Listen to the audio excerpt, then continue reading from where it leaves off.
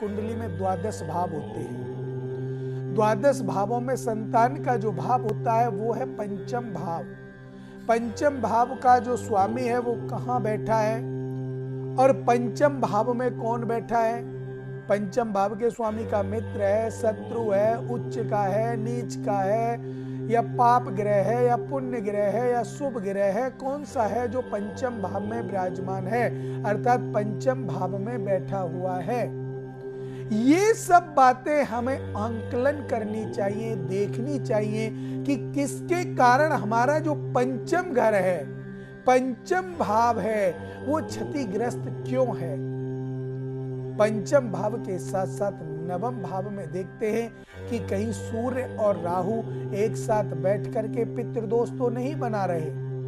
जब ये सब बातें हम देखते हैं उसके बाद हम एकादश भाव देखते हैं कि एकादश भाव में कोई ऐसा ग्रह तो नहीं बैठा जो आपके पंचम भाव पर दृष्टि दे रहा हो और वो पंचम भाव के स्वामी का शत्रु हो या मित्र हो। पंचम भाव का स्वामी अगर एकादश भाव में बैठा है तो निश्चित रूप से संतान होगी, जीवित रहेगी, कोई भी परेशानी नहीं आएगी। तो पंचम भाव का स्वामी अगर एकादश भाव में बैठा है तो निश्चित रूप से संतान होगी और वो संतान आपके वंश को आगे बढ़ाने वाली है। और अगर पंचम भाव का स्वामी नवमेश बैठा है, नवम भाव में बैठा है, तो भी आपको संतान सुख प्राप्त होगा और वो संतान सुख आपके जीवन में सुख समृद्धि संपन्नता लाने वाला होगा।